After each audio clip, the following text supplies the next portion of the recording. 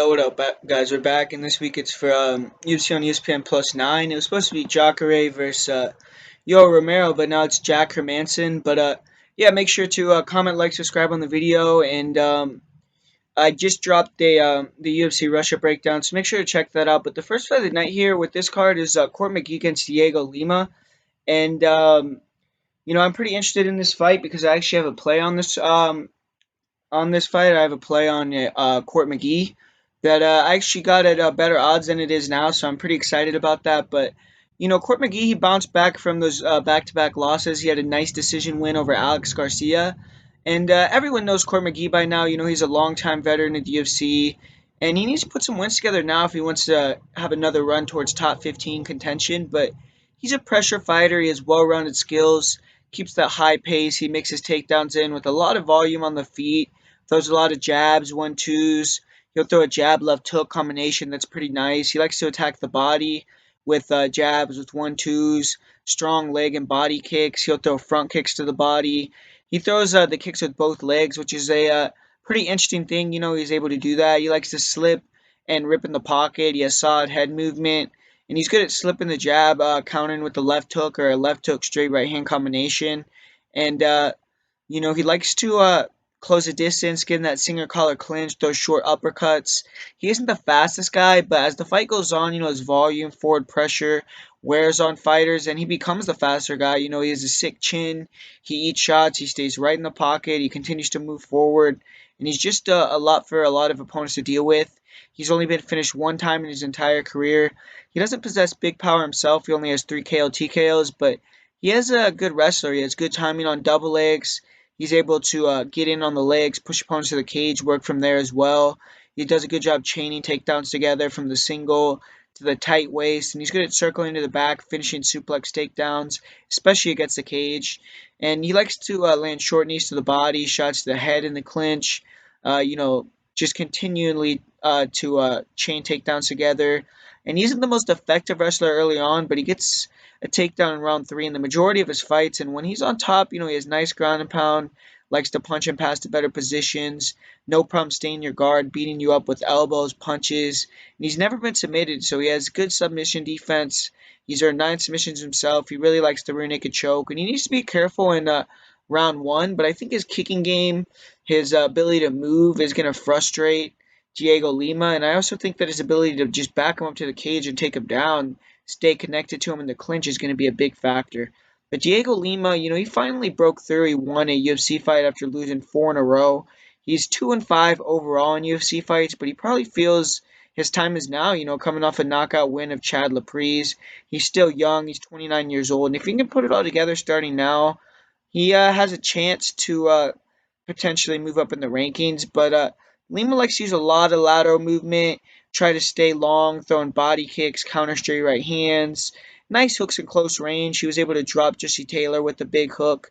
He has power in his shots early on, and he will look for left hooks, 1-2s. He'll throw an overhand right counter. He was able to knock Chad Laprise out with the left hook. And he's kind of stiff on the feet, especially with his punching. But as the fight goes on, he looks to just, land one-shot kill shots. He gets out-volumed. He also backs himself up against the cage, and he has poor defense there. He does have solid kicks. He'll throw body and head kicks that are nice. He has taken a ton of damage over his career. He has a questionable chin. He's been finished 4 times by KO TKO in his career, and he has 4 knockouts himself. But Lima has tried to round out his game, mix in some wrestling. He'll shoot for double legs. He likes to land a trip takedown. But on top, he just isn't super active. He will look to take the back, but he doesn't have great rear naked choke or finishing ability from the back. And his takedown defense is just not very good. He allowed himself to get backed up to the cage. Yushin Okami was able to take him down with double legs just at will. And, he puts his feet close together. He doesn't have a wide base. It's very easy to get your hands connected, just dump him. And off his back, he just isn't very active. He's a brown belt in BJJ. He has a couple triangle chokes, but doesn't try to get back up to his feet. He can get hit with some big shots, and just, if you take him down, you're usually going to hold him down for the entirety of the round. He tries to give his back to stand up, but he doesn't move fast enough in the scrambles, and opponents are able to take his back consistently. He has only been submitted 1 time. He has 7 submissions himself, but those submissions were very, very early in his career. He needs to stand his ground more. He can't allow Mcgee to back him up because Mcgee will use the strike to just get in on the legs, work him against the cage, look for the takedown. He needs to try to control the center more, look to land a big shot in the pocket that puts Mcgee's lights out. But I think that Core McGee is going to win this fight, man, and I'm confident about it. I just don't see many paths to victory besides a one-shot knockout by Lima. I think McGee's going to be able to back him up because Lima just puts himself there anyways, and I think he's going to work some punches, get on the legs, grind on Lima. Even if he can't take him down early on, I see him staying connected in the clinch, landing short shots, taking that speed, that power away. And I think as fight goes on, he's going to land more volume on the feet, more kicks, get a couple takedowns. I think he's going to get a double leg or two. And I just think he's going to be the guy that wants it more, the guy that's, the veteran. And I think he's going to be able to get the victory here. I just don't see Diego Lima coming in here and beating a guy like Court McGee. So, like I said, I do have a bet on this fight, and the pick is going to be Court McGee via decision here. And up next here, this is kind of interesting. We have Angela Hill taking on Jodie Escobar. And Angie Hill, she's jumping right back into the fray after a quick loss last month. She was quickly submitted in a pretty terrible performance against Randa Marcos. And she's going to be jumping in on short notice and replacing her training partner, her close friend, Jessica Panay, here against Jodie Escobar. This fight actually was rescheduled because Panay sprained her ankle or something on fight day. I don't really remember what happened exactly, but yeah, so Panay has had to pull out again, but Angie Hill's stepping in for her, and everyone knows about Angela Hill. She's a quick striker, good movement, blitzes in a lot. She mixes it up with body head. She has good high kicks, great leg kicks. And she has a nice straight right hand, good jab right hook. She'll throw an uppercut right hook combo. And she's good at mixing it up. She'll throw a left hook to a leg kick combination, fake the left hook, throw a leg kick, right hand to the body. Good overhand right. Solid timing. She's good at pull countering with it. Good head movement. She's decent at slipping and ripping, negating some power with her, rolling with the shot. Good head kicks. Very nice body kicks. And she's pretty fast. She keeps a high volume of blitz attacks, leg kicks, in and out movement is pretty good. And she's always pressuring. She's going forward. She throws a lot of volume. She has a fast pace. Um, she has some nice variety in her shots as well. She'll throw some Superman punches, step in elbows. She does hit fairly hard. She was able to hurt Courtney Casey a few times. She has 3 KO TKOs. She's never been finished by strikes, and she's very durable. She's one of the few fighters she's been able to exchange with Jessica Andrade. And, she's improving her grappling, even though that didn't show in her last match. She was quickly submitted there, and she's looking to right those wrongs here. She does have solid technique in the clinch. She has good head positioning. She's able to dig underhooks, land some decent knees. She'll mix hits of uppercuts, overhand rights. And she's good at exiting the clinch with some elbows with the shot. She's also improved her wrestling, but her takedown defense still is a weak spot. Um, but she was able to survive on the ground against Livia Souza, and she's able to survive against girls like Ashley Yoder. She took down Marina Moros, and she's gonna be getting a good matchup here. She's taking on a fellow striker. I doubt she's gonna have to deal with many takedown attempts. And Jodie Escobar, she's gonna be getting her third crack here to get a UFC victory, probably her last chance. She's 0-2 in the UFC, and she's coming off a bad loss to Jessica Aguilar. And she's a striker. She's out of Jackson Wink, and she likes to use a lot of lateral movement, dart in with some blitz attacks. She has a similar game to Angela Hill. She'll throw a jab right hook or a jab straight right hand. She'll throw uppercut left hooks. She rarely throws kicks, but she will occasionally throw leg kicks, front kicks to the body. She tends to struggle to find a range. She throws from too far out. She's kind of an air puncher. She only has 1 TKO. She really doesn't have power. And I would be kind of shocked to see her get a standing finish here. She's never been finished by strikes, and her style is of staying mobile. It does make it harder to knock her out. She's in and out. She has decent movement. She has a low center of gravity. It aids in the grappling situations. Her height makes it hard to shoot takedowns on her. Fighters have to usually get her down in the clinch. She will close the distance herself and try to crash into the clinch, control opponents against the cage. And I imagine she's going to try to do that here. She does have some decent knees to the body. And she's able to show that she has, some good ability to survive on the ground. Deanna Bennett had her in a fully extended armbar, and she was not, she didn't tap. She did get her back taken, and she was quickly submitted by Alex Chambers. So I do think that off her back, she isn't very good, but she is tough. she's lost 4 of her last 5 fights. You have to imagine she's questioning whether she's UFC level, and Escobar, she kind of needs to keep this fight on the feet, use movement, blitz in, land her combination. She needs to be a little more willing to get hit, step into range to land, and she maybe should even try to mix in takedowns, cage control, but Angela Hill should probably win this fight. She's the faster, cleaner striker. She hits harder. She's fought the higher level competition. She just has more volume. Everything kind of just points toward her getting, back on track with a likely decision victory. So I'm going to say Angela Hill is able to go in there and win a striking match against Jody Escobar. And up next here we have the old dog Jim Miller taking on Jason Gonzalez, who I would say I guess is a prospect, but I mean he's 33 years old himself. But Jim Miller, he's lost 5 of his last 6 fights. It has been against fairly high level competition. He was finished extremely quickly in his last match. He got rear naked choked by Charles Dubroncos Oliveira, who has the most submissions in UFC history. But Jim Miller still comes out fast. He tends to slow down now with the older age. He does have a nice straight right hand or straight left hand, a nice jab. He is a southpaw, good low leg kicks, powerful overhand left, and he does a great job disguising the left hand with his level changes. He will throw an overhand left right hook combination, and his straight left hand is still fast. He'll attack the body with the straight left hand. He was able to close the distance with the straight left hand right hook to the body to an overhand left, dropped Alex White, finished him with a rear naked choke in less than 2 minutes in his last win. And he likes to lead with the inside low kick, followed with the left hook, hard body and head kicks. And, he's just pretty dangerous in the pocket. He has fast hands, improved lateral movement. He's pretty solid at catching fighters with the inside leg kicks, then landing a right hook, a left straight, landing a shot just off that inside leg kick. And, he's in your face, and due to that, he's hittable himself. Has a problems when fighters push him back with strikes. He doesn't have really great movement. He can be trapped against the cage, and he has, tried to get a little bit better at circling off. And he has 2 KO TKOs in his career, but in my opinion, he does pack power. He's uh, been able to drop and submit a lot of opponents, and he's shown a stellar chin over his career. He's only been finished twice. And he's still a fantastic wrestler. He's a black belt in jiu-jitsu. Great job landing reactive double legs. He's able to, act like he's going to go into a combination with you in exchange, then duck under and get that double. Good single as well. And he can use it to drive his opponent to the cage and then try to get in on the double leg. He's very dogged with his attempts. He's willing to take punishment to get the fight to the mat.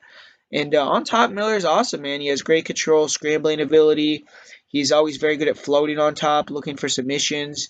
Very good back takes, rear naked chokes, and he's really willing to go for submissions. He'll jump on guillotines, he'll jump on arm bars, and when he gets them, it looks great, but it also gets him in trouble. He's able to get swept, and he's been susceptible to getting taken down himself, but that's been against larger wrestlers. I mean, obviously, in this fight, I really don't imagine him getting taken down. And I see Miller being the one getting the takedowns, to be honest with you. He has 15 submissions. He's only been submitted 3 times, and he should use ladder movement, throw those inside leg kicks, and just try to use Gonzalez's aggressiveness against him. If he can get Gonzalez into a brawl, he's going to be able to duck under, get that double leg, and he also has big power. He can get knocked out, but he could also knock out Gonzalez. And Jason Gonzalez, he's returning after a year and a half layoff. He's 1-2 so far in the UFC. He's coming off a submission loss to Gregor Gillespie, who's a beast. But Gonzalez, he's a long southpaw as well. He's a striker with knockout power, I would say. He has a nice jab. He'll throw a 1-2, nice straight left hand, but he tends to duck his head whenever he throws that left hand. He will attack the body with 1-2s with straight punches. He will throw a 1-2 body or head kick combination, and he has decent uppercuts, very nice front knees to the body and the head, and he's extremely aggressive. He needs to learn to be a bit more composed. When he gets hurt, he sits down on his shots, tries to go wild, get it back right away. He'll throw wide hooks, uppercuts, and he doesn't move his head. He was knocked out brutally by Drew Dober due to this, and Gregor Gillespie, who's a wrestler, was able to rock him badly multiple times. He does have big power, and he will go out on a shield. He has 5 KO TKOs. He's very dangerous, and he has been finished twice by KO. But Gonzalez was dominating his last match via wrestling. He was facing an animal in Gregor Gillespie, and he felt what that elite level wrestling is. And Gonzalez does look to have decent takedown defense. He will make his base wide, attack with elbows to the head against the cage. He'll attack with standing guillotines, and he has decent guard. He used it to stand up a couple times against Gillespie. He was able to attack with a leg lock to stand up, but I think against a black belt like Miller, he leaves a lot of openings. I see Miller being able to defend the triangles, the armbar attempts, pass the legs, and the side control easily. And I think if we can get the side control, he's probably going to be able to get the mount, take the back, and get a rear naked choke on Gonzalez. So Gonzalez definitely just keep this fight on the feet. And Gonzalez looks to get tired as the fight continues. He really gasses out, especially in grappling heavy fights. He did get a nice Darce choke against JC Cottrell, and he is opportunistic on the floor. He's aggressive. He'll go for things. He has 7 submissions, but he'll also give up position to try to get submissions. He's been submitted twice, and he has 11 of his he's finished all 11 of his wins. He's only been to one decision where he lost. And Gonzalez is going to try to want to keep it standing. He's going to try to crack the chin of Miller, try to, land those counter uppercuts. And he's going to be the bigger fighter. He needs to try to land a big shot, put Miller out. He can't go crazy and allow Miller opportunities to take him down. I feel on top, Miller will easily be able to pass the dominant positions, and he could finish the fight. So Gonzalez needs to, attack with those front knees, attack with those uppercuts, and try to catch Miller as he's coming in, trying to get a takedown and just take him out. But Jim Miller is the better fighter here, man. He has better striking, he's more composed, better wrestling, better jiu-jitsu. He's much more experienced. And this was 4 years ago. Miller would be like a minus 1,000. He would run through Gonzalez in round one. But man, I think Miller still has enough, man. I think he's going to use his punches to get Gonzalez in a brawl mode. Duck under, get a takedown. I think if he gets on top, he's going to easily be able to get the back and a rear naked choke. I think that the um, difference in the jiu-jitsu is huge. And he just needs to avoid not getting hit clean and getting knocked out. I think if Gonzalez can get a first-round knockout, or can't get a first-round knockout, he's going to lose. I think if this fight gets to round 3, it could get extremely sloppy. But I think most likely this fight's going to be over in the first round. And I'm going to say that Jim Miller gets a first-round finish in this fight via rear naked choke. And up next here, we have another guy coming in here on short notice, Mike Davis. He's going to be taking on Gilbert Burns. And, man, I'm looking forward to this fight. Gilbert Burns is going to be looking to build off the best performance of his career, in my opinion, that he had last time out against OAM. And he's going to be taking on a blue chip prospect in Mike Davis. And Mike Davis is actually moving up a weight class here. He's taking this fight on short notice, so it's a tough spot for him. But Gilbert Burns, he's a dangerous fighter. He has one-punch knockout power and world-class jiu-jitsu, so he's just dangerous in all areas to get the finish. He's light on his feet. He tries to be in and out. He has nice 1-2s, good jab, overhand right, nice left hook. He was able to drop OAM with a left hook in his last match. He will attack the body with straight punches, with big hooks, solid jab, uppercut combination. He'll throw heavy round kicks, both to the body, the head, and he still doesn't have a lot of variety in his striking. If you could start to time his entries, he's definitely exploitable. Tends to float his lead hand low a little bit. He backs up in straight lines. And he has a good chin. He's willing to take shots in return. He's good in the pocket. He usually lands that heavier shot that puts his opponent down. And he has 5 knockouts. And he's only been finished once by strikes in his career. And Burns, he's really improved his wrestling. He's extremely physical for the division. He definitely uses it to his advantage. He's able to shoot a single, push opponents to the cage, chain it into a double, take fighters for a ride, man. He was able to slam OAM multiple times, who is one of the stronger grapplers in the division. He'll shoot nice reactive doubles in space, and he does a good job using his entry to circle to the back, take the back from standing position, or suplex his opponent to the mat. And on top, he's one of the best top players in the UFC. He works very quickly. He's always searching for the back. He has tremendous back control and top control overall. He'll transition a mount as well. He's able to get nice arm bars and rear naked chokes the whole time. He's looking for the arm bar and mount from the back, looking for the rear naked choke from the back. And he has 7 submissions in his career. He's finished 12 of his 14 wins. He's only 2-2 in decisions.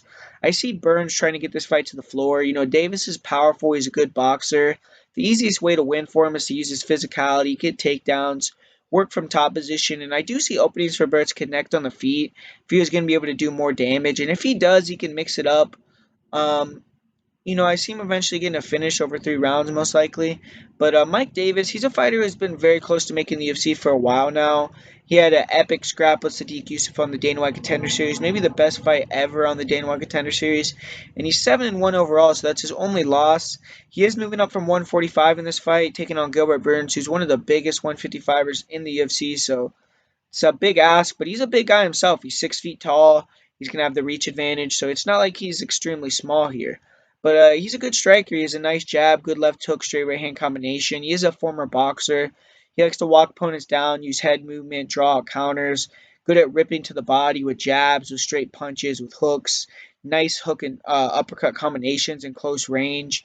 Very good front hook kicks to the body and the head. He'll attack with front knees. And he has fast hands, big power. I do feel that he is a little bit upright. He's hittable at times. He leaves himself kind of susceptible to the takedown due to that as well. He will also enter the pocket with his hands down, and he was dropped and hurt multiple times by Sadiq Yusuf. And if he can get hurt by a guy like Sadiq Yusuf, he's definitely going to get hurt by a guy with the power of Gilbert Burns. He also is very heavy on his lead leg. I could see Burns throwing a lot of leg kicks here. He has 6 KO, 2 KOs, and 7 wins. He's finished all 7 of his pro wins. And his one loss, he showed a strong chin. He showed recoverability.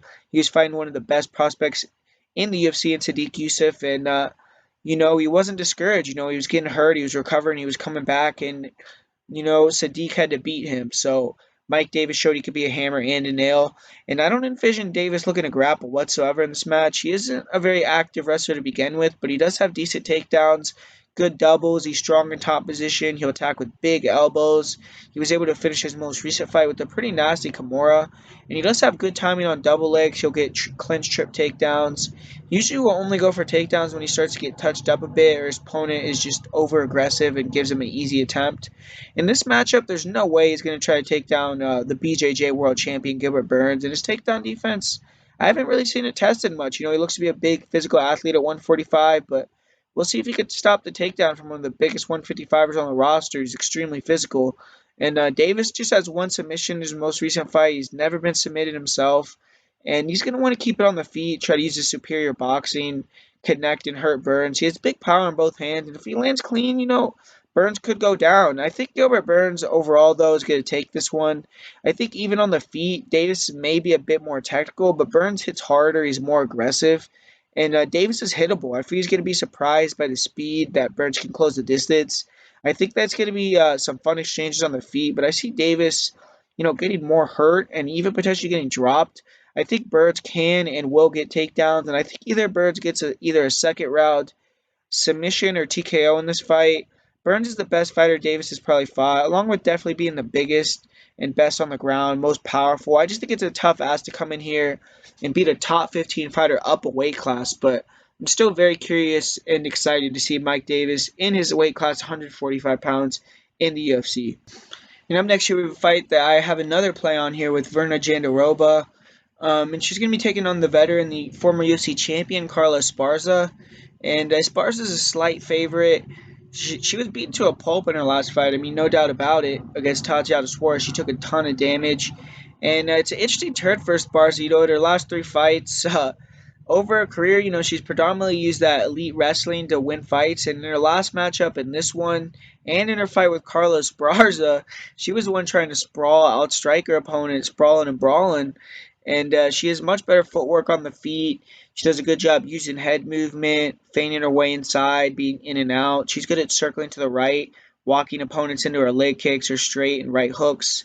And, she will throw an inside leg kick and overhand left, or inside leg kick, overhand left combination. And, she'll wane forward with combinations. She's willing to take shots to come inside. She does a good job of faking level changes, throwing body and head shots off the level changes. She's good at, attacking to the body to eventually disguise what she wants to get a takedown. She's, great at when she blitzes forward, throwing in combination. She won't just throw one shot, and she doesn't get tired. She's also able to throw nice Superman punches, front kicks. She shouldn't throw kicks in this fight. Just look to box, and she has 3 knockouts. She got TKO'd in her last match. She took a lot of damage. She's only been finished twice in her career by strikes. And she's an NCAA college wrestler. She's shown, that and good technique, defeating good jiu-jitsu fighters with top control, such as Rose Namajunas. And she has nice double legs. She has good top control. She doesn't have devastating ground and pound, but she's able to move to dominant positions, control on top. Her takedown defense is not bad, but in her last 3 fights, she's been taken down in every fight. She also could blitz in a little bit wildly, give her hips at times. And she does do a good job exiting with knees to the body if she can see the takedown coming. Off her back, I don't really like Esparza. She doesn't have good get-ups. She can get exhausted having to fend off takedown attempts. She's just a little too small for the division. And she's tough. She's never going to give up. She's going to continue to scramble, try to reverse position, try to get back to her feet, try to win the fight. Even if she's exhausted or getting dominated. I mean, she proved that against Tatiana Suarez. You can't break her. But she has taken down all 8 of her UFC opponents. She isn't a slouch in the grappling department. But she should look to keep this fight on the feet. She's the better striker. She does have 5 submissions. She's only been submitted once, but she has the experience here. She's fought the higher level fighters. She needs to use that lateral movement, circle Jandiroba into her right hook, into her straight right, her leg kicks. She needs to set up once she blitz forward with attacks or kicks pretty well so she doesn't give Jandiroba the ability to time it and put her on her back. But if she can keep this fight on the feet over 3 rounds, I feel like she has a solid chance to win. But for Verna Jandiroba, she's 14-0. She's out of Brazil, and she's getting a big opportunity here. She's fighting a UFC champion in her debut, and she's the Invictus strawweight champion. She's an elite level black belt. She has 11 submissions and 14 victories. And she isn't the greatest striker, in my opinion. She's a bit slow. She's a little stiff. She'll throw a jab left hook combination out there. She'll throw a 1-2 or a jab overhand right. She throws a lot of round kicks to the body, and when she throws shots, she kind of leaves herself open to counters. She doesn't bring her hands back to her face fast enough, and fighters that can see her shots coming can counter. She also doesn't move her head, and her chin is high, and if she's forced to strike, she does look uncomfortable. She'll shoot some bad takedowns. She can't get it to the ground in this fight. I kind of don't see her winning, but she does loosen up a bit as the fight goes on. She hits hard, and she has some solid body kicks, some solid power in her punches. But she's been able to implement her game, which is on the ground, in all her fights so far. And she has no secret what she wants to do. She wants to put opponents on their backs. She's a strong wrestler. She has nice timing on double legs. On top, she's excellent. Great guard passing. She loves to get to side control. She'll, kind of attack with the guillotine and then try to attack with the crucifix position at the same time. So it's like whichever one you give up, she'll just take it. And she'll fake like she's going for the guillotine, move right into mount. She has a very high mount, really good control. She's good at looking for triangle arm bars from there. She'll take the back, very nice rear naked chokes, and she's much more submission over ground and pound, but she will soften opponents up with hammer fists, with the elbows. And if she can get a takedown, she usually is winning the round. Her opponent usually is not getting back up.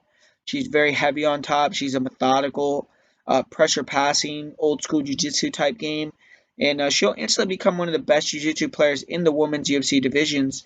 She has 11 submissions, and she's going to have to get this fight to the ground. She should try to time those blitz entries of Esparza with the double leg. And if she can get the opposition on Esparza, I see him being very physically strong. I see her being the stronger girl. I see her being able to methodically pass the dominant positions, keep Esparza on the ground.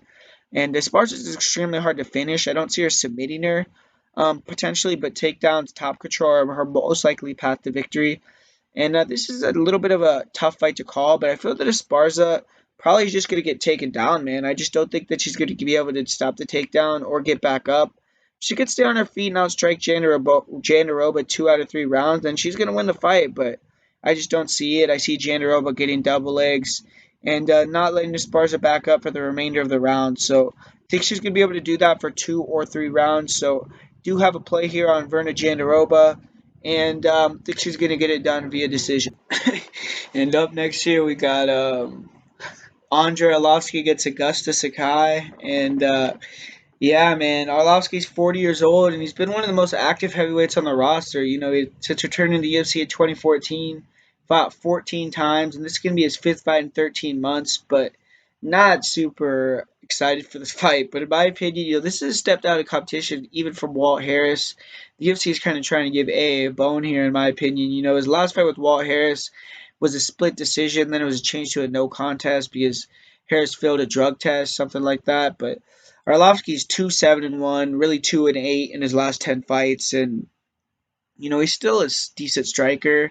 He has a solid jab, nice leg kicks. He'll throw those oblique kicks to the legs as well. Nice straight and good right hook lead as well. He'll throw right left or right hook left uppercut right hook combination. He has nice spinning back fist, solid route kicks to the body, to the head. He was throwing hook kicks to the body and the head in his last match, and he's been very low volume lately, though. He does a lot of waiting. He tries to just counter with one nice, perfect shot. And his last 3 fights, they could have gone either way, and none have really gone to him. But, just boring, kind of bad fights. But Arlovski likes to grapple more now than early in his career. When fighters get inside on him, he doesn't really want to exchange more. He gets crashed in the clinch. He tries to control opponents, push them to the cage, and he does a good job, keeping opponents against the cage and resting a little bit. And he has a decent trip takedown, but he doesn't have great top control, and he can't be taken down himself. He does have good get ups, and overall, I would say he has strong takedown defense, but he can get gassed out when he is forced to grapple for long exchanges, especially in the clinch. And I would say either fighter looking to get takedowns. I think Arlovski is going to be the better striker. He should be. He has the faster, more crisp hands, and I feel the more one-shot power. I think he'll be able to counter Sakai. Sakai tries to get inside with punches and should just look to move and frustrate Sakai with his foot speed and his hand speed. But for Augusto Sakai, he's getting an opportunity here against the aged legend. And, he was successful defeating Chase Sherman in his UFC debut. This is a big step up from Chase Sherman, but with the win here, you'd probably be able to jump into the top 15 or get a top 15 opponent next, actually. And, he's a huge guy. He actually moves fairly well for his size. He's 265, but he's not really an in shape huge guy. He's kind of fat, but he's light on his feet. He'll walk opponents down. He has good pressure, heavy leg kicks. He'll throw a 1-2, likes to throw a overhand right, left hook combination. When he throws combinations, though, he tends to return his hands slow. He sticks his chin out, and he's definitely there to be hit. He will throw nice front kicks to the body. He'll throw the occasional head kick, but it's very sloppy. It can be low volume, and he has the cardio to pick it up in the third round. But it seems like he does get tired in fights, and when he does hurt opponents, he does flurry, go for the finishes. He is, I guess you would say, a finisher. He doesn't have huge power though. He's more of a volume fighter. He was able to finish Chase Sherman, but it was after a huge flurry of shots. He does have 10 KO TKOs. He isn't a great grappler. He rarely will try to wrestle. His takedown defense isn't terrible, but I feel anyone with athleticism, with the wrestling background, should be able to take him down. He's decent in the clinch. He's heavy. He'll try to grab the tie plum, lean his weight in on his opponent. He'll slam knees into the body, to the head. And if he can drop an opponent, get on top, he's very heavy on top. He'll throw nice elbows. It's hard to move from under him. And off his back, has decent get-ups when he's fresh, but he could be controlled later in the fight. And Sakai's going to need to have the best performance of his career here, even to beat an aging AA. He has to keep the volume higher. He has to try to wear on Arlovski with leg kicks, front kicks, then go to the head with the kicks eventually. I think his hands aren't as good, and he shouldn't look to box much. If he can pick at Arlovski with kicks, he could potentially get a late finish. I just don't think he has the power to finish Arlovski with one punch. But, it is heavyweight. Anything can happen. If Arlovski can't beat this guy, man, he should retire. He should be able to be the better striker, land the clean shots. And I think he just going to be the harder hitter, just be a step ahead of Sakai. He should be a little faster. And I'm going to say Arlovski wins via 29-28 decision here in a pretty lackluster fight. Up next here, I have another play on this fight with Takashi Sato, and I'm excited to have him have his UFC debut here.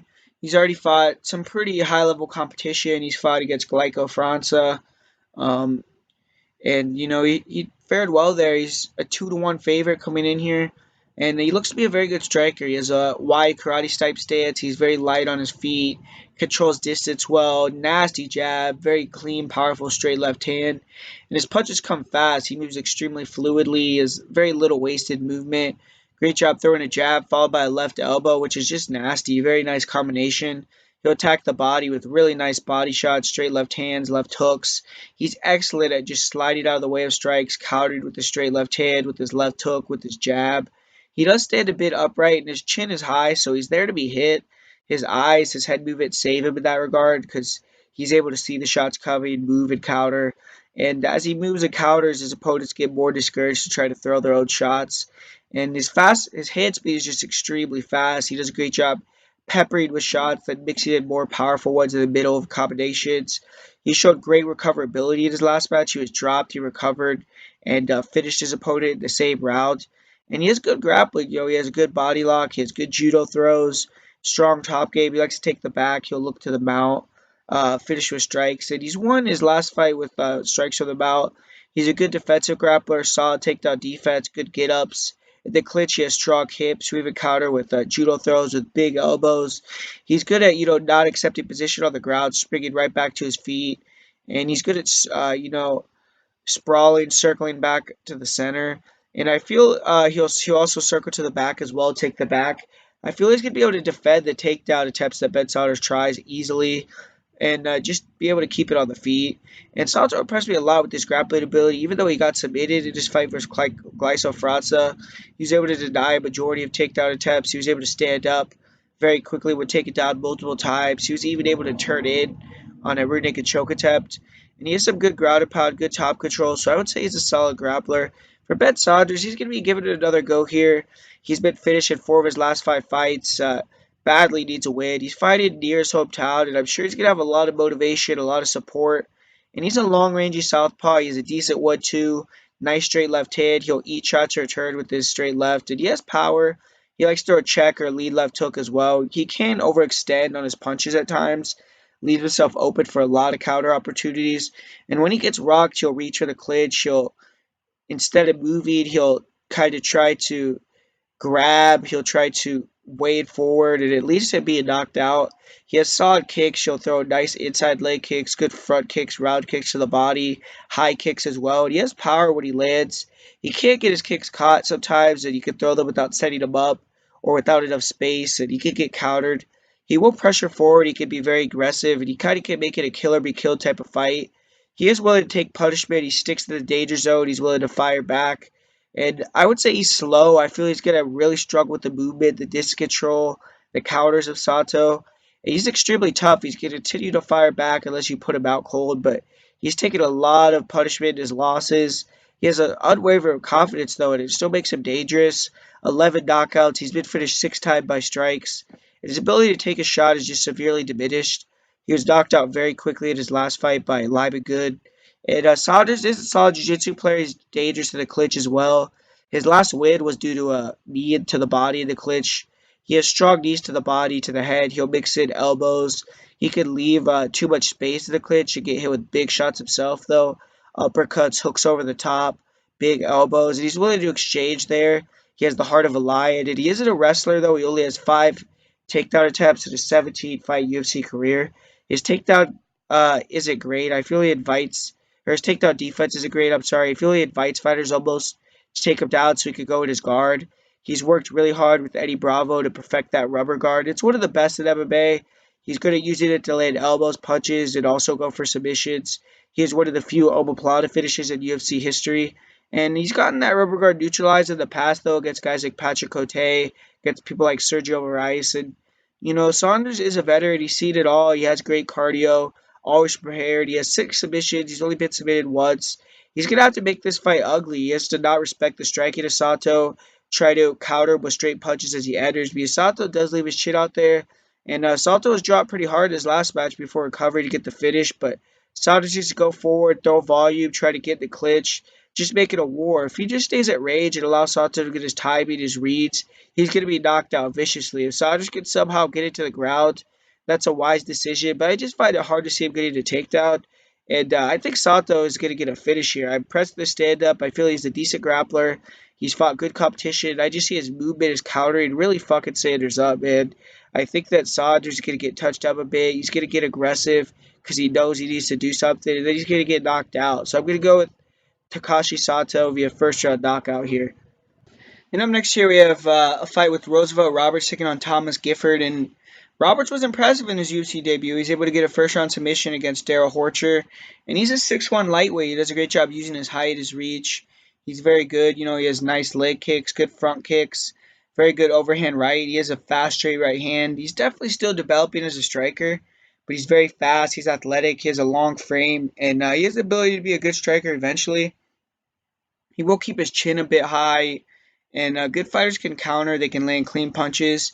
He does do a decent job of parrying using head movement, and he likes to throw hooks, uppercuts in the pocket. He gets hit. He can hit hard, so he kind of can back fighters off.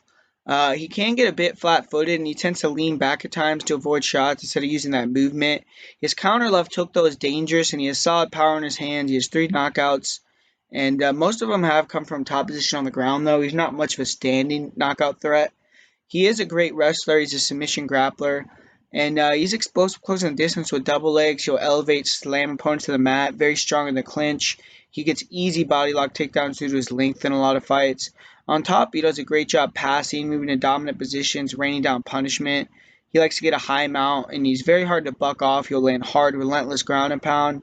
He does do a good job framing, landing big elbows, and he eventually forces opponents to give their backs or get TKO'd. And his rear naked choke is very nice. He's also dangerous with standing chokes. He'll jump on guillotines, front chokes. He was able to get a standing guillotine in his last match. He has 4 career submissions, and Roberts should look to get inside, get takedowns, and I see him having a grappling-centric game plan here, looking for the submission. He's the superior athlete, and he's the superior wrestler. Thomas Gifford, he's going to be making his UFC debut. He's training at Factory X here for the first time for this camp, and he's an interesting fighter. He's not only going to be able to match Roberts in height, but he's also going to have a 3-inch reach advantage. So this might be the first guy that Roberts has ever fought with a reach advantage on him. And he is a former pro boxer. He has a nice snappy jab, a nice 1-2. He'll throw a left hook, straight right hand combination. Likes to move his head off center line, throw a right hook or a right straight, and he has decent head movement. He also attacked the body with punches, heavy leg kicks, solid rounded front kicks to the body. He's still very hittable himself. He has a good chin. He's willing to go to war. His last fight was a Fight of the Year candidate. And he has 3 KO TKOs. He has decent power. He will drop and submit opponents. And he has been knocked out 2 times in MMA. He's also been KO'd as a boxer multiple times. But he shows that he has that heart. He has the will to battle through adversity. He was really rocked badly multiple times in his last fight. And, just showed a lot of heart there. But Gifford is a bad wrestler, man. His takedown defense is not good. He gets taken down in almost all his fights. He will attack with a pretty slick guillotine, but if you can get him flat on his back, he doesn't really have much. He does have decent triangles, but I feel like it's good grapplers. That's going to be easily defended. I think grappling is a glaring weakness against UFC level competition for him. He is very tough. He has 12 career submissions. He's finished all 14 of his wins. And he's been finishing 5 or 6 of his losses. He's only 0-1 in decisions. He's going to try to use his boxing, then work submissions off his back, most likely. He's going to most likely be the longest fighter Roberts has fought. And he needs to, use that to his advantage. Keep him off balance with the jab, with the leg kicks. Try to land heavier shots as Robert closes the distance. And just avoid getting put on his back. But Robert should be too much here, man. He should be able to get this fight to the ground, get a submission, see him being able to get the back, get a rear naked choke in round 1 or 2. But, I still am not really sold on Roberts' striking. And no way I would lay the chalk down here on Roberts at such a big line. So the pick's going to be Roosevelt Roberts. We have first or second round submission, but would not bet on that fight. And up next here, we have a great fight that's been pretty quickly rebooked. Lineker was forced to pull out in January, but here they are running it back in April. And Lineker is a vicious knockout artist, man. He almost solely throws hooks, but he'll dig him to the body. He'll go to the head with both hands. And he just overwhelms opponents with power, with volume. He will throw a 1-2 to the body or the head as well, and he'll use that to start his hook combinations. He'll throw a straight right hand to a left hook. And he always throws the right hook to the body to a left hook to the head. And he has nice low leg kicks. He'll throw front kicks to the body. He'll throw spinning back kicks to the body. He's very good at catching kicks, returning with punches. Great forward pressure, but he doesn't always cut the cage off the best. He can strike in both ways, though. He can go backwards and draw fighters into his shots. And he definitely is at his best, though, when he's walking opponents down. He can back them up to the cage and then unload with his hooks to the body and the head. He can mix in those uppercuts. He has the most knockdowns in UFC history, and anyone who's decided to stand and trade with Lineker has lost. He's 12-3 in the UFC with 6 knockouts, and all 3 of his losses are due to wrestling-centric game plans. He is still pretty solid at denying takedowns, and only recently, was taken down against a guy in TJ Dillashaw. He has legendary chin. He's able to eat shots and fire back, and he loves getting in a war. He'll try to goad opponents into a war by talking to them, by egging on the crowd. And he has great cardio. He can go hard for 5 rounds. He has 14 knockouts. He's never been finished by strikes. He has solid takedown defense, good get-ups, and he mostly uses grappling defensively. He will go for singles, gets a cage. He'll control opponents from there. Does do a good job using his leg kicks to sweep the leg, get top position. He'll also catch kicks and sometimes look for takedowns. When he does get taken down, though, he has a decent guillotine from his guard. He will look to dig an underhook and half guard, stand up. He'll look to attack the legs from half guard, try to get leg locks to stand up. When he was taken down by TJ Dillashaw, he was, sticking in that lockdown position in half guard, trying to control posture, but he couldn't get up.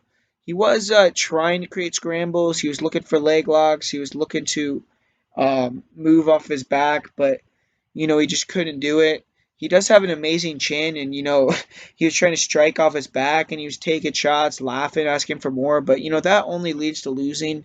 When he does get top control, he has good ground and pound. He's aggressive. He'll throw big hammer fists and elbows. He has been submitted 3 times. He has 4 submissions himself, and there's no mystery what John Lineker is going to do here. He's going to throw hard leg kicks, close that distance, try to land those vicious hooks, and he's going to try to back Sandhagen up, unload on him against the cage, and he's going to be the more experienced fighter.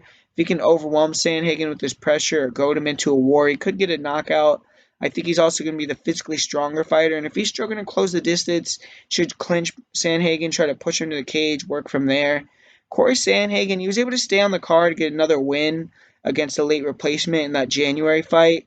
He was able to defeat Mario Batista, but now he's getting the matchup he wanted, the top 5 opponent in John Lineker.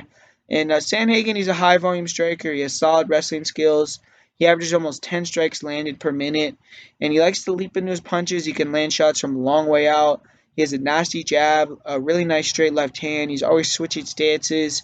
He'll switch stances mid-combination. He likes to throw a jab from southpaw, change to orthodox, throw a straight right hand, and he likes to use a lot of feints, false starts, tries to hide when he's going to close the distance, and he'll dig to the body with hard hooks, hard low kicks as well.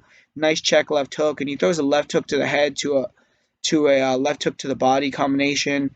He has strong body and head kicks as well, and he's always throwing volume, keeping the pressure and pace high.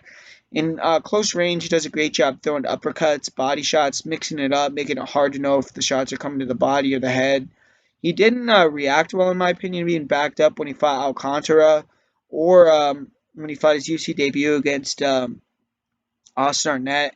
He gets backed up against the cage. He allows Alcantara and Arnett to land some pretty decent shots. And, Sandhagen is getting a massive step of competition here with 4 consecutive KO wins. He should have a lot of confidence, but, this is a big step up. He's never been finished. He's only lost 1 time via decision. He's a solid wrestler. He's good in the clinch. He's good at backing fighters up to the cage. And then you'll start to land combinations, get into the clinch, land nasty knees to the head, to the body, elbows. And good job of disengaging with spinning attacks, such as spinning elbows, spinning back fist. He has good single legs and doubles against the cage. And, against Yuri Alcantara, he showed incredible resolve on the ground. He was in a fully extended armbar. He refused to tap. He ultimately was able to get out of it, lands a brutal ground and pound, and get the finish in round 2. He was also able to stand up in Yuri's guard, land some really nasty straight punches.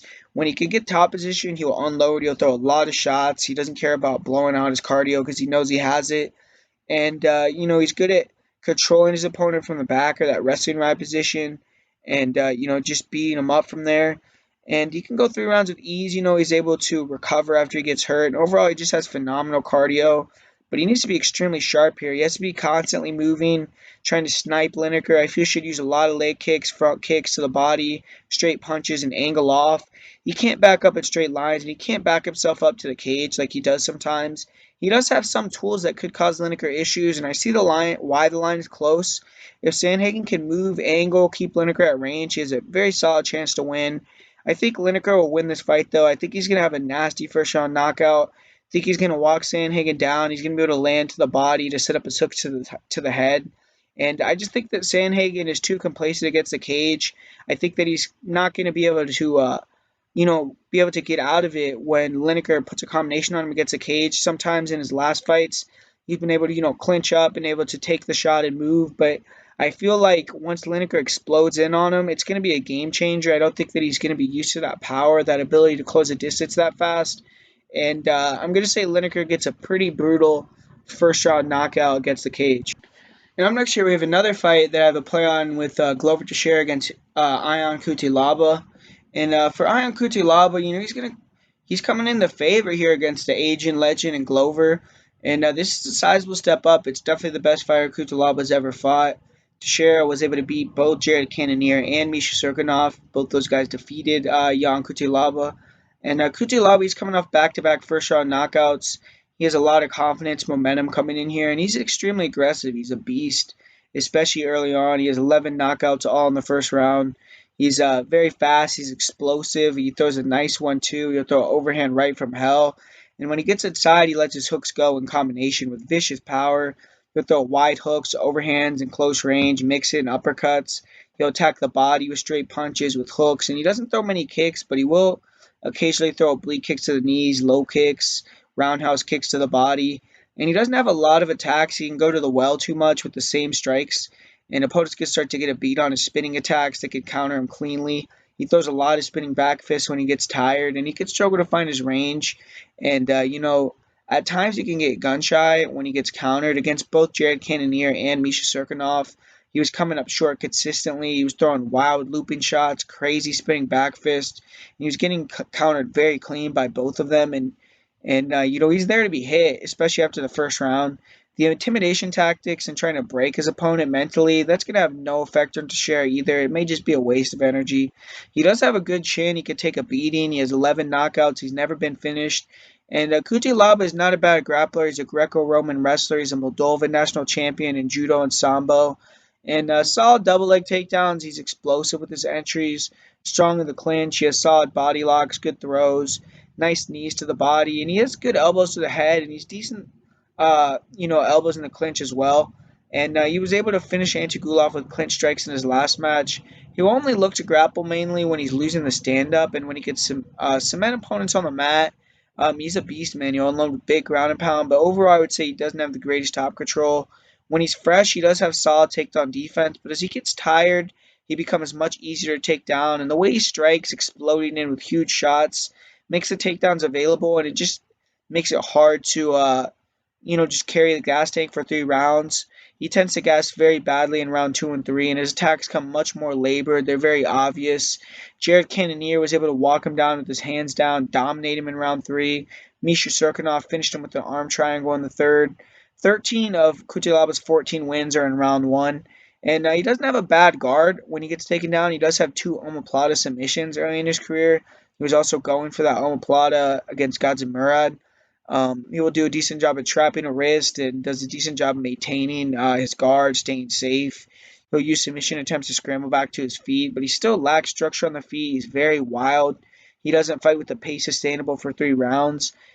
He still needs a lot of work, man. He's still training in Moldova. I feel someone with his attitude, his athleticism could improve rapidly, and he's definitely very dangerous in 1-1. He's willing to deal out punishment, but to be honest, overall, I'm really not too impressed with the man. He needs to try to be aggressive early, go for broke. He has to get inside, let his shots go, try to take Glover out early. He needs to make Teixeira pay for takedown attempts, maybe try to take him out with elbows in a clinch, with knees. I do see him having more success in the early rounds than the later rounds, especially in the third round. I think that's going to be Glover's round for sure if it gets there. Teixeira, he proved he's still extremely dangerous his last time out. He entered the underdog. He fought another young up-and-coming knockout artist, and he submitted him in the first round. He was hurt badly in that fight. He was able to recover to get the finish. He is older, but he's still motivated. He has the will to fight. He's diminishing a bit physically, but he's still capable of taking many fighters out, and he will plod forward. He looks for boxing combinations. He sets a lot of his shots up off his jab. He'll throw a jab left hook. He'll throw a nice 1-2. Jab overhand right. Jab right hook. His straight right hand is very clean. Is powerful. He'll throw a left hook straight right hand combination. He's good at ripping the body with hooks, then going up to the head. The body shots help disguise his takedown entries as well. He isn't nearly as fast as he once was, and he doesn't have the head movement he used to have. He's much more stationary. He's easy to hit. He doesn't move his head off center line. Fedor's able to slip his jab, counter with big uppercuts. He does have a nice uppercut himself, and he times it well to counter takedown attempts. When he gets inside, he's still very dangerous. He'll unload with nasty hooks to the body, to the head. He has cracking power. His ability to take a shot is diminished, but he still has a decent chin. He was rocked badly in his last match, and he recovered quickly. He has 17 knockouts, so obviously you got to watch out for that, and he's been finished 3 times in his career. Teixeira is an awesome grappler. He has dirty boxing. In the clinch, that's very good. He attacks the body with big punches. He'll go over the top with uppercuts, with big shots to the head. He's a strong wrestler. He has a black belt in jiu-jitsu, great single leg in space. Good job using the single to push opponents to the cage, get a double, dump opponents as well. Good doubles gets the cage, good body lock trips. He was rocked badly with big elbows when he was in on a double in his last fight, but he has great top control when he gets to the ground. likes to get half guard, keep his weight heavy on opponents. He'll look for arm triangles, land short elbows, hammer fists, methodically pass to mount, then take the back. And, that's where he gets a lot of his finishes on the ground. He's very good at flattening his opponents out, pounding them out, or getting a rear naked choke. And he'll also move to side control, look for the crucifix, good takedown defense. He's only been taken down really by elite level wrestlers. Digs good underhooks. He has a nice sprawl, good guillotine, and he's able to control the legs, able to sweep the top position off the guillotine. And Teixeira has 6 submissions. He's never been submitted. He's going to be the much more experienced fighter. He has good cardio. And he was supposed to fight Cutelaba in January, so this is the second training camp for him. So I'm sure he has a solid game plan. And he's going to be the better over fighter here. He needs to be tactical with the striking, use smart pressure, draw out attacks from Cutelaba and counter. I think he's going to be able to land his jab, his straight. And if he can counter and hurt Cutelaba, he's a finisher, man. Cutelaba was caught clean with a lot of shots against Cannonier, against Misha. And he can't take those same shots against a guy like Glover. I think early Glover should try to strike, stay safe. But as Cutelaba slows down, make him clinch, look for takedowns. I think if the fight goes past the middle of round 1, Glover's probably going to be able to get a single. I think we'll see if Cutelaba can get up from there. But I think if Glover could take him down in round 2 or 3, he could finish him. And I'm going to pick Glover, and I bet Glover. I really am surprised by the line here. We've seen Ion finish 2 lower-level guys in round 1, but still haven't seen him in round 2 or round 3, where he usually gasses out. We haven't really seen his range striking. He didn't have to range strike against Godzimura, who's constantly looking for takedowns. Took out Luis da Silva, or Luis, I don't know, Frankenstein da Silva in like 20 seconds. And we haven't seen if he's fixed his entries, if he's created, some setups for his big shots. And I just think Teixeira is going to be able to land clean, see all those wild shots coming from a mile away. He doesn't need to be careful with the speed, the explosion of Jan in round 1, but I actually see Glover making him pay for that aggressiveness. I think initially these two guys meet in the middle, but Glover's going to be the one landing clean. I think Jan's going to be the one coming up short. And I think Jan's going to be knocked out in round 1, man. I think that if you can't take him out early with a knockout, I see him taking him down in round 2 or 3 and getting a submission. But I really think that Glover's going to be able to knock this guy out in the first round. I think that he's going to be able to hit him with the jab. He's going to be able to see those shots coming and eventually land a big counter and, get Jan moving backwards and take him out with a flurry, man. So going with the old guard to get another win here to hold court. And I'm going with Glover Teixeira to get a first-round finish knockout of Jan Cutelaba. And up next here, we have a fight that's most likely going to be fireworks here with Mike Perry versus Alex Oliveira. And Cabo Oliveira is going to be looking to bounce back after a loss to Gunnar Nelson. He had a strong first round, but he was mounted, busted open, submitted. And the cut he took was nasty, man. We have to monitor if he starts to cut much easier now. He's been cutting a lot in his most recent fights. But, he's still a bad motherfucker, man. He's aggressive. He's a southpaw. He always puts on epic fights. And he's a seriously explosive athlete. He doesn't use a lot of setups. He throws everything into all of his shots. But he's implemented a couple leg kicks into his game. He has a nasty straight right hand. He's good at framing with his lead hand to gauge distance. Then, drop it down the pipe very quickly. And uses a long karate-style stance. He's always moving in and out, blitzing in with combinations. He'll explode in with straight and hook punches. And, he'll explode in with a lead left hook. He'll try to pull counter opponents into his straight or overhand rights. Throws a lot of kicks. He usually starts the fight off with kicks. Throw nice round and front kicks to the body. Switch stances. But he doesn't have a ton of offense from southpaw. He likes to throw a lot of lead leg hook kicks, front kicks to the body with his lead leg from that stance. He's excellent at catching kicks, returning with shots, or getting a takedown. He can be timed when he comes in. He's taken a lot of damage in recent fights. He is very aggressive, and when you're trying to get punishment, you're going to take some, obviously. He can lack discipline in fights. It sometimes look like he has no game plan whatsoever. And he can also get himself out of position. He can overextend. He needs to have more of a game plan here. He needs to be, not so willing to go to war against a knockout artist like Mike Perry. He had his nose broken badly by Yetzi Medeiros. He was cut open like a can of beans versus Gunnar Nelson. And he's very tough. He could take a shot, but he needs to be a bit more weary here. He's only been TKO'd one time in his career. And he has big knockout power. He has 12 career knockouts. And he's nasty in the clinch, man. He does a great job controlling the wrist, coming over the top with brutal elbows, knees to the body. He could finish the fight from that position. He's extremely physical. He can manhandle opponents. He can zap their energy from there. He'll look for body locks, suplex takedowns, but he isn't a technical wrestler. Uses a lot of strength. He tries to muscle fighters to the mat. He is strong on top. He's aggressive with ground and pound. Very nasty hammer fists and elbows.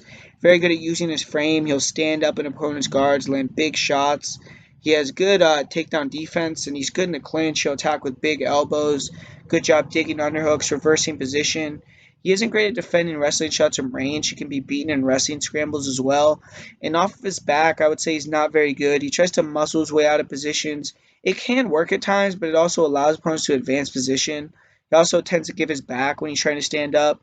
He is good at defending from the back. He's able to get wrist control, turn in. He was able to reverse Gunnar Nelson's back control, which is something. And he was able to land some big shots from the when he had his back, when Gunnar Nelson had his back, which is a little interesting. Like, he was landing some big hammer fists, and he has 4 submissions. He's never been submitted, or he's been submitted 4 times. I'm sorry, but he has 4 submissions. He's been submitted 4 times himself, and he's going to be the much faster fighter. I feel the speed, the movement of Oliveira is going to give Perry problems. I think the front kicks, the low kicks could help Cowboy if he's able to get a KO. But Mike Perry needs a win here. His star is quickly dimming. He has 3 losses in his last 4 fights, and he's going to be fighting in Florida again. The last time he fought in Florida, he laid a dud against Max Griffin. He was beat up badly, but Mike Perry's still an extremely dangerous powerhouse. He could put anyone's lights out. He's going to be getting a willing dance partner here in Cowboy Oliveira. He's back at the original gym that he started with, Fusion XL. He had that stint at Jackson Wink that was pretty unsuccessful. He is a bruiser. He wants to walk opponents down, put his hands on them. And he has a one-shot knockout power. He has some brutal UFC knockouts. Fights a little more conventional. He isn't the same athlete as Oliveira. Decent jab, 1-2. He has right hand. He has big knockout power, especially in his overhand right and his right hook. He'll throw a straight right hand to a left hook combination. He'll mix in lead elbows, big uppercuts in close range. He'll attack the body with jabs, with straight rights. He will throw oblique kicks to the legs, lead leg hook kicks. But he can get very static. He can just stand in one spot. He doesn't throw much, and it just leaves him open to be hit. He's very heavy on his lead leg. He's very hittable. He's been dropped in multiple UFC fights, and his chin is just taking a beating, man. He always has a speed issue, and he struggles with fighters who use footwork, who use movement. He's willing to eat shots to give his own. He's never going to quit. And even if he's dropped, he'll get back up. He'll continue to move forward. He has 11 knockouts and 12 wins, and he's never been finished by strikes, so he's a hell of a chin. He's an underrated grappler. He's pretty explosive, closing the distance into the clinch. He disguises his entries with punches. And good control in the clinch. He's nasty with knees, with elbows. Multiple finishes in the clinch in the UFC. When he's in close range like that, he doesn't have to find his opponents, and it only takes one shot for him to take him out. He does have decent body locks, good double legs. He's very strong there. He'll look to get in on a single leg, elevate and slam opponents. Good ground and pound, decent top control and floating ability. He'll look to take the back. Against Cowboy, I'm not sure that he should have took it to the ground, obviously. And he had his arm broken very quickly after that. Didn't really show great submission defense. But if he can get a takedown here in this fight, I do see him potentially taking the back. But most likely looking for, finishing shots off the breaker and the clinch, potentially as well. He has good takedown defense. I haven't seen much of him off his back, but he was submitted by Cerrone. Showed some greenness on the ground, and that was the first time he's finished in his career. He's never gotten a submission himself, but Perry needs to somehow close the distance or time Oliveira coming in. I think if he can get inside, he's going to be the stronger fighter in the clinch. He could win the fight that way. I could see him landing some big shots off the break, looking for some takedowns even. If he can get it on top and try to look to take Cowboy's back, that's maybe something he could do. But, I mean, that's not the type of fighter that he is. So it's an interesting matchup here to see if he's going to try to use those strengths. But he always has the chance to land that one fight ender as well. But I'm picking Cowboy. I think he's too dynamic. I think he's going to use his kicks, his range to land shots that pick Perry off. And I think he's ultimately going to be able to close the distance, land a few big shots. I think he should throw hard leg kicks, hard front kicks to the body, hold that forward pressure at Perry. And when Perry gets hit clean, he could freeze sometimes. And Cowboy, could take advantage of that. I think he will ultimately finish Perry with shots on the feet in the second or the third round. I just think he's a little bit too much for a guy like Cowboy Oliveira, or for a guy like Mike Perry. So I'm going with Cowboy Oliveira via second or third round TKO there. And up next, you have Greg Hardy against the lifeguard, Demetrius Smoliakov. And man, I mean, not really sure why this is a co-main event. I mean, uh, Greg Hardy is going to try to move past that debacle of what was his UFC debut. Huge favorite. He was en route to losing a fight by decision, or maybe he wasn't, but he's looking very tired. And he landed an illegal knee. He was disqualified.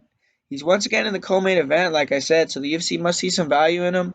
And Hardy would look to throw 1-2s. He's a decent body jab, decent jab overall. Nice uppercut. He's still green with his defense. He'll exit with his chin up. He leaves himself vulnerable to shots. Um, People do have to be willing to exchange a little bit with him because he has a long reach, and that's why he's been able to get away with that. In his last match, it was the first time he was pushed, extended past the first round. Didn't really look great. He did show some heart. He showed, the ability to battle, but he was gassed. He started very quickly, tried to take him out, couldn't do it, and, gassed out. And that's what he's been able to do in the other three fights. He was able to take opponents out very early. He's going to have a big speed and power advantage here, and he has 3 knockouts. He's never been finished, and he's going to be the physically stronger fighter, the bigger fighter. And he showed some decent takedown defense in his last match. He was able to move his hips back. He had a decent sprawl. He is strong in the upper body clinch. He's able to muscle his way out of positions, able to reverse because of his strength. He doesn't look for takedowns himself, and I haven't seen him in top position. No submissions, and I'm not really sure his belt rank in BJJ, whether he's a white belt or what he is. But Hardy's going to start quickly. He's going to try to knock Dimitri out. He's fast. I see him wanting to try to explode in with combinations, exploit the way that Dimitri backs up with his chin high in a straight line. But, Dimitri is not very good. I mean, he's one of the worst fighters. I mean, I think that's in the UFC. He was 0-2. He was cut. I don't know if that many people know that, but he was cut. He was able to get a victory on the regional scene. Now he came back, and he's being brought in here to take a loss against Greg Hardy. It's rather obvious. And he's going to have to try to play spoiler, but not impressive, man. He's very slow. He's stiff, limited striking. He'll throw a jab. He'll throw a leg kick. He holds his hands super low, and it's just he's not a good athlete. He'll close the distance with straight punching combinations. When he gets pressured, though, he'll back up in straight lines. He leaves his chin right in the air. He throws sloppy overhand spinning back fists and just is not a good striker. He isn't a great grappler either. His takedown defense is not bad, but when opponents get their hands connected, they can manhandle him. I think that Hardy's going to have a big strength advantage. He will counter takedown attempts with a guillotine, but that guillotine, I saw him get a couple guillotines against guys, and it's terrible technique, man. He's not going to be able to work against a decent opponent. When he gets taken down, his jiu-jitsu is extremely lacking. He lays flat on his back, doesn't move, he doesn't control posture well, doesn't try to sweep, he doesn't look for submissions. He just lays on his back and gets beat up. He'll even try to throw punches from his back instead of defending himself. And I would say he's most likely a white belt. I really haven't seen him wrestle much. His cardio is not good.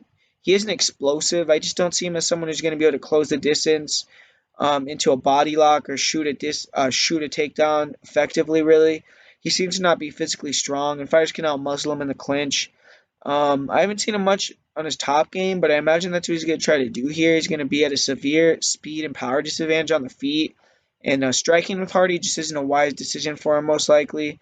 He did get a Kimura in his last match, and he does have 5 submissions, but he's only defeated 1 fighter with a winning record, and this is a much bigger spot than he's ever been in. He's in the co-main event. He's going to be fighting a guy with a lot of attention, and a win would be massive for his career. He needs to try to get top position somehow, see if he can exploit Hardy on the ground. I just don't see many avenues on the feet where he will have success. I haven't seen much from him on top, but he does have 5 submissions, and just try to get another submission, I guess. But Hardy via first round knockout is what's most likely going to happen. Hardy's going to be able to close the distance, get Dimitri backing up, touch the chin, and end the fight. I mean, I just don't see much of a path to victory for Dimitri. So, yeah, going with Greg Hardy via first round knockout. And up next here, we have an interesting fight here. Ronaldo Jacare Souza has been begging for a title shot. Dana White recently said that if Jacare keeps winning and I don't give him a title shot, Jacare is going to kill me. So, man, I mean, I heard some people saying that he's not motivated for this fight. He doesn't give a shit about this fight or stuff like that. But in my opinion, man, I mean, if your boss is coming out saying that if he doesn't win or if he doesn't give him a title shot to, he's going to kill him. I mean, obviously, I think Jacare is taking Jack Hermansson seriously enough to where he knows he has to go in there and handle business, man. He's not going to be taking him lightly in training. Maybe he's not. Maybe he's taking him lightly in terms of maybe he's not watching his fights. He doesn't care what he likes to do, but he's not taking the pedal off the gas in the training camp at all. I don't think. I mean, from what I've heard in the past, I heard that when he was training over in Brazil at X Gym, he was coming into fights with a lot of injuries. He was pushing himself very hard in the training camp where they were sparring hard. They were going hard for the whole camp. He didn't let himself rest. And now that he's moved over to Fusion XL, training in the United States, apparently he's had some much smarter training, much more technical training. And he's been able to go in there and get 2 victories. And he says that this is the healthiest he's been in years. So, man, I mean, for Jack Hermansson, though, Jack Hermansson has also been looking incredible. Back-to-back very fast finishes. Just beat Dave Branch, who's, a perennial top 15 guy. But this is a big, huge step up for him here, taking on Ronaldo Jacare Souza, who's arguably a top 3 fighter in the division. Jacare Souza just proved how much he wanted in his last fight, in my opinion. I mean, he was getting pieced up with the jab. He was at a speed disadvantage, at a reach disadvantage, and he had to take shots to get inside. And he was willing to do it, man. He was willing to eat punches to close that distance. He was just a savage in there that night. He was eating huge shots, continuously walking down Weidman, attacking the body with heavy hooks, attacking going to the head. And, I mean, he has that knockout power. We saw him just knock Weidman out cold, knock Brunson out cold with a head kick. His kicks are very dangerous as well. And, yeah, man, I mean, this fight, in my opinion, is going to be Jack Hermansson trying to use that movement, trying to, pick at Souza from range with those front kicks, with the leg kicks, blitzing in with maybe a shot, moving away. I don't see him really looking to get takedowns here. I do think that he could potentially maybe drop Souza and finish with ground and pound on the ground, but that's the only thing I could see him doing on the ground, really. I don't think he's going to be able to take him down and get a guillotine or use his ground and pound on a fresh, not hurt Jacare. I just don't see that happening.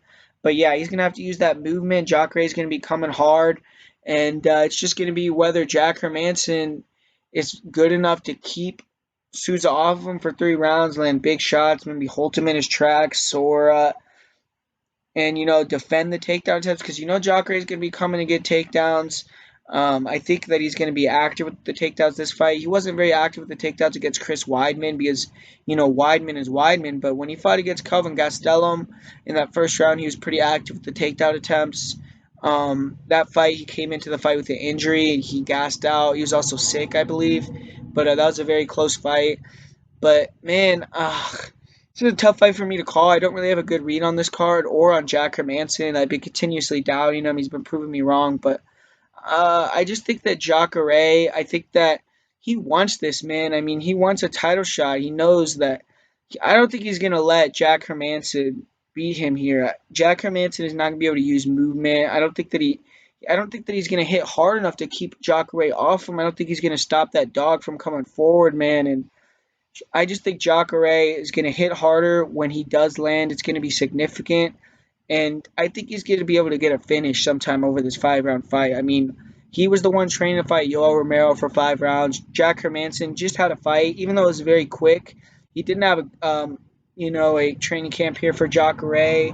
He doesn't have a game plan. I mean, I guess he does, but they didn't have a long time to set up a game plan. And this is just a massive step up in competition. And 5 rounds in there with Jacare Souza. I mean, that's a long time to be in there with a guy like Jacare, man. And I think that he's determined. I think that he's just going to get through this guy. I think he's going to get through Jack Hermansson. Going with Jacare via 2nd or 3rd round arm triangle submission. I think he's going to be able to hurt him, drop him, get on top, or just get a takedown and get the submission. And I'm going with Jacare. Hopefully he gets this win, gets his title shot, and finally get to see him fight for a UFC title. But that's the breakdown for UFC Sunrise. So I'm going to be giving you guys the parlay of the week and the most confident pick now. For the parlay of the week, I'm going to give you guys Takashi Sato and Court Mcgee. And for the most confident pick of the week, man, I guess I'm going to go with Greg Hardy to get for the most confident pick of the week. That's hard to say with a guy that's 3-1, but I just do not see past a victory there for Dimitri. So yeah, that's going to be the two plays that I give you guys for the week. I mean, I'm not saying to play Greg Hardy. That's just my most confident pick. But yeah, so the parlay of the week, Court McGee and Court McGee, Court McGee, yeah, for the parlay of the week. And yeah, guys, so thanks for watching the card. Or thanks for watching the video, and have fun watching the card. And hopefully we can cash these bet once again. And yeah, thanks for watching. Make sure to comment, like, subscribe, share it on Twitter.